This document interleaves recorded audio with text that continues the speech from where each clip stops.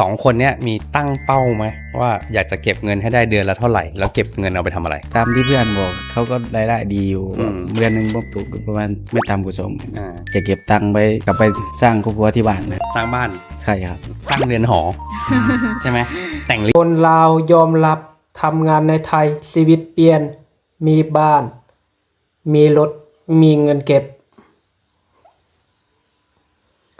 กราบสวัสดี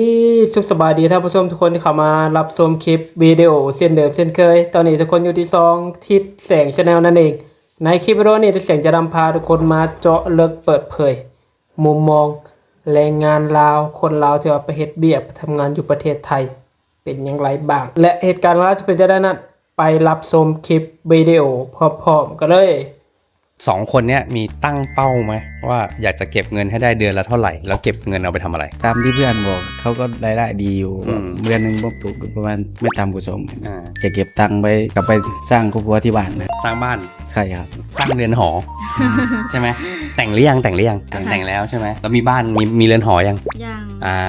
ได้โอกาสเก็บตังค์สร้างเรือนหออันนี้คือคนมีคู่ มีอีกหลายคนที่ทำงานอยู่ที่นี่ไม่มีคู่ แล้วก็ถามเนี่ยเมื่อไหร่จะมีไม่มีใครมีเลย ทุกคนอยากทำงานเก็บตังค์ก่อน พี่แนะนำว่าถ้าเราได้ 20,000นะตั้งเป้าไว้เลยเพราะเรามากัน2คนเนาะเก็บได้ 15,000ชัวร์ๆเพราะว่ามีโรงอาหา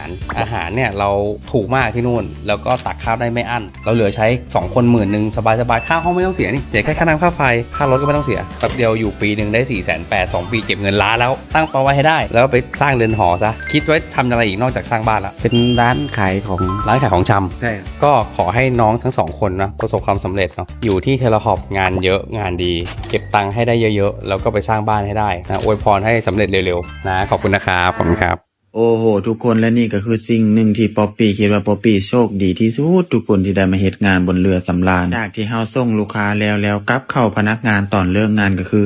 อาหารบนไลน์บุฟเฟ่ต์นั้นเลยทุกคนทุกคนของกินแต่ละอย่างก็คือมีแต่แนวแซ่บๆทุกคนเลย3 ปี4 ปีแล้วบ่เคยเบื่อบ่เคยน่ายเลยทุกคนคือตอนเข้างานเพิ่นเลี้ยงเข้ามื้อนึงแล้วกำลังเลิกงานก็คือพนักงานทุกคนสามารถตักกินอาหารบนไลน์บุฟเฟ่ต์นี้ได้เลยเด้อทุกคนเด้อเลยสามารถเฮ็ดให้เฮาประหยัดเงินไปได้หลายได้ทุกคนเพราะว่าเฮาบ่ต้องซื้อกับข้าวเลยอันนี้ก็คือเอื้อยอยู่ที่เฮ็ดงานนั่นแหละทุกคนมื้อนี้ก็จัดบุฟเฟ่ต์ไปจุกๆ1 จานทุกคนเลย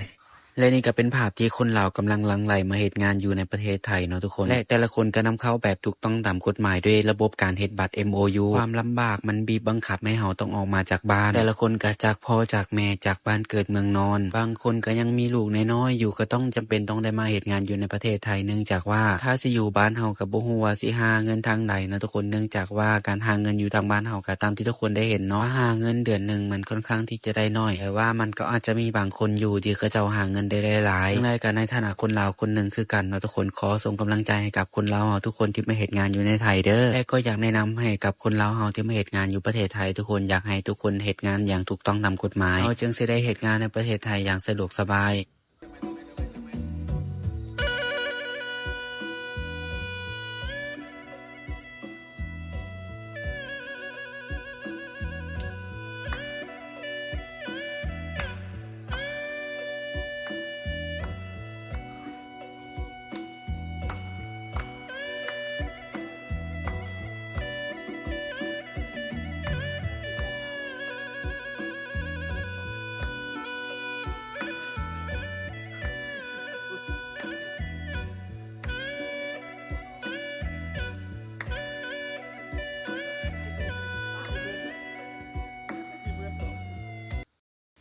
เป็นจังไรท่านผู้ชมหลังจากรับชมคลิปวิดีโอไป อันนี้ก็เป็นอีกหนึ่งมุมมองเรื่องราวดีๆ ของแรงงานลาวที่ไปเฮ็ดเวียกอยู่ในประเทศไทยเมืองไทยว่าเป็นอย่างไรบ้าง เป็นดังที่ตัวเองนึกไว้คิดไว้ไหมไปทำงานอยู่ในประเทศไทยแล้วเสียใจไหมคิดผิดไหมที่จะไปทำงานในเมืองไทยประเทศไทย จากหลายมุมมองจากหลายผู้คนที่ว่าแสดงความคิดเห็นในสื่อโซเชียลก็มีหลากหลายมุมมองไปว่าโอ้ไปทำงานในเมืองไทยเป็นอย่างไรในคลิปวิดีโอนี้ก็มาพิสูจน์มาแสดงหลักฐานข้อมูลในทางผสมได้รับชมน้องกันแล้วว่าไปทำงานอยู่ไทยได้ดับได้ดีดังในคลิปแรกทำผสมก็คือ2 ผัวเมียนะครับ จากประเทศลาวสปปลาวจะไปเฮ็ดเวียกในประเทศไทยเงินเดือนได้ 20,000 บาทต่อเดือนต่อผู้หนึง2คนก็ได้อยู่ที่ 40,000 บาทต่อเดือนโอ้โห20,000 บาทนี่ทำสมตกเป็นเงินกีบลาวถึงอยู่13ล้านปลายประมาณ13,470,000กีบนี่คือเดือนหนึงนะถ้าว่า2คนโปะกันเป็น 40,000 ตกอยู่เท่าไหร่ท่านผู้ชมจาก13ล้านถึงอยู่26ล้านต่อเดือนปีหนึงคูณเข้าไปถึงอยู่โอ้โห240กว่าล้านว้าวก็คือมุมมองความคิดของคนลาวที่ไปเฮ็ดเวียกในประเทศไทยดังในคลิปวิดีโอที่ครูบ่าวสาวจากฝั่งลาวเพิ่นก็เว้ามา1ทำงานในเมืองไทยเพื่อเก็บออมในการมาสร้างบ้านซื้อรถแล้วก็เปิดร้านขายของนะอันนี้ก็เป็นสิ่งที่คนลาวใฝ่ฝันแต่หลายคนนี่บรรลุความสำเร็จท่านผู้ชมก็เพราะว่าค่าแรงงานขั้นต่ำในประเทศไทยเมืองไทยหันมันสูงนะสูงมากๆเริ่มต้นนี่10,000 ปลายกว่าบาทนี่คือขั้นเริ่มต้นแล้วนะบางทีก็ 20,000 30,000 โอ้โหบอกเลยว่าเยอะถ้าเทียบใส่บ้านเฮาแล้วโอ้คนข่าวว่าห้างสั่นกันหลายเลยแหละนี่ก็เป็นเรื่องราวที่ว่าคนลาวไปเฮ็ดเวียกในประเทศไทยการตัดสินใจหลายคนที่ว่าไปทำงานในเมืองไทยแล้วออกมาแสดงมุมมองความคิดเห็นก็คือเขาเจ้านี่ไม่รู้สึกผิดในการตัดสินใจหลายคนก็ว่าโอ้โชคดีแหละแต่ว่าตัดสินใจถูกจะมาเฮ็ดเวียกในประเทศไทยเมืองไทยและต่อมาคลิปที่2ก็คือหนุ่มลาวทำสมที่ว่าทำงานในประเทศไทยอยู่บนเรือโอ้โหก็เป็นความโชคดีเพิ่นว่าดีอกดีใจหลายเจ้านายดีและในนั้นบุฟเฟ่หรืออาหารการกินต่างๆเนาะเหลือจากแขกเนาะที่เขากินแล้วโอ้บางทีก็นักธุรกิจเนาะทำสมมาอู้ร่วมกันกินกันเล็กน้อยเพื่อเป็นการสร้างสรรค์ร่วมกันอาหารมันก็เหลือหลายจากนั้นสิ่งที่เหลือต่างๆนี่พนักงานนี่เมื่อตอนเก็บร้านนะเก็บกวาดร้านตอนเมียนร้านปิดร้านคืออาหารที่เหลือสามารถรับประทานสามารถกินได้แต่ก็เป็นการชดเชยอาหารมื้อค่ำก็คือจะไม่ได้เปลืองตังค์ในการซื้ออาหารอีกเป็นการเก็บเงินไปอีกขั้นหนึ่งเลเวลหนึ่งกับความโชคดีของหนุ่มลาวท่านนี้ทำสมที่ว่าไปเฮ็ดเวียกถึกบอลถึกทีได้ตังค์แน่ได้กินอาหารอร่อยแน่สุดยอดจริงๆและต่อมาท่านผู้ชมดังที่ท่านผู้ชมได้เห็นในคลิปวิดีโอในปัจจุบันนี้นะแรงงานลาวท่านผู้ชมกำลังลั่งไหลกันเข้าไปทำงานในเมืองไทยประเทศไทยทุกคนเห็นบ่แต่ละคลิปวิดีโอแต่ละสเต็ปนะพวกคนที่ไปเฮ็ดพาสปอร์ตเฮ็ด MOU บัตรแรงงานต่างๆนี่แต่ละครั้งนี่โอ้โหเต็มรถเมล์นะผู้คนที่ว่าเข้าไปเมืองไทยแต่ละสุดนี่เยอะบอกได้เลยว่าเยอะหลายร้อยคน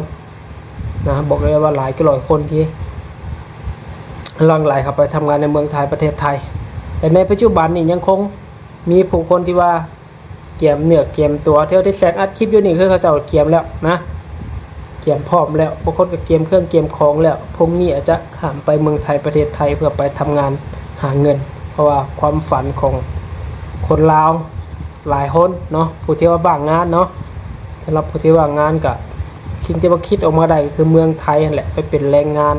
ในเมืองไทยประเทศไทยเพราะว่าสวัสดิการดีเงินเดือนสูงเลยทำให้คนลาวนี่แห่กันลั่งไหลกันเข้าไปทำงานในเมืองไทยไปทำงานในเมืองไทยประเทศไทยนี่ก็เป็นเหตุผลสาเหตุที่ว่าคนลาวไปทำงานบอกแต่เลยยังคงจะหลายขึ้นแล้วก็เพิ่มทวีคูณขึ้นเรื่อยๆเพราะว่าหลายคนจะไปทำงานในเมืองไทยแล้วกลับมาลาวนี่ชีวิตเปลี่ยน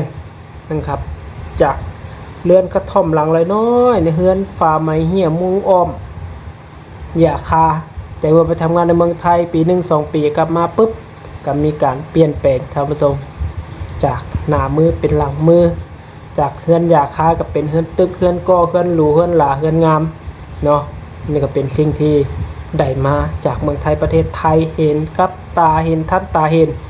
คนที่ว่าข้ามไปประเทศไทยเมืองไทยนี่ส่วนใหญ่เนาะ ค่อนข้างได้ดีกันหมดทุกคนกลับมาแล้วก็มีการสร้างเนื้อสร้างตัวหรือว่าผู้ที่ว่าไปไม่ได้ดีก็มีนะผู้ที่ว่าไปทำงานในเมืองไทยแล้วล่าเริงกับไฟแสงสีกับความสีวิไลของเมืองไทยแบบโอ้ได้ตังมาแล้วไม่เก็บไม่ออมไม่ลินการกินไปเป็นสปะไปก็เลยเฮ็ดให้ไม่มีอะไรกลับมาก็มีอันนี้ก็เป็นมุมมองอีกด้านหนึ่งนะครับขึ้นกับทุกคนเอาคนไปหาเงินไปเก็บเงินได้ตังไหมหาคนไปทำงานแล้วมันเก็บเงินเล่นฟุ่มเฟือยก็ไม่มีเงินเก็บนั่นเองและคลิปต่อมาท่านผู้ชมอันนี้ก็เป็นมุมมองอีกด้านหนึ่งที่ว่าคนลาวนี่ไปทำงานในเมืองไทยนี่ได้กำไรได้ของแถมได้โบนัสมานั่นก็คือจากดังในคลิปวิดีโอก็คือสาวลาวไปเฮ็ดเวียกในประเทศไทยไปทำงานก่อสร้างนะครับ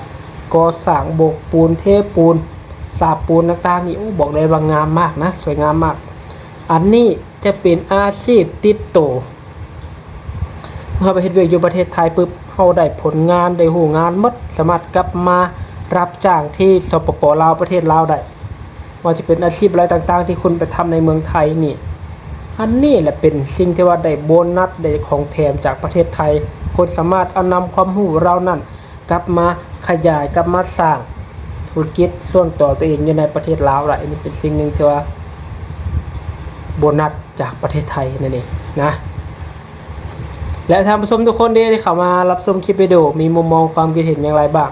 เกี่ยวกับเหตุการณ์เรื่องราวแรงงานลาวจะไปเฮ็ดเวียกในประเทศไทยก็สามารถแสดงความคิดเห็นลงในใต้คลิปวิดีโอได้และคลิปนี้ได้แสดงขอจบคลิปลงเพียงเท่านี้พบกันในคลิปวิดีโอหน้าสำหรับคลิปนี้ขอกล่าวคำว่าสบายดีสวัสดีครับ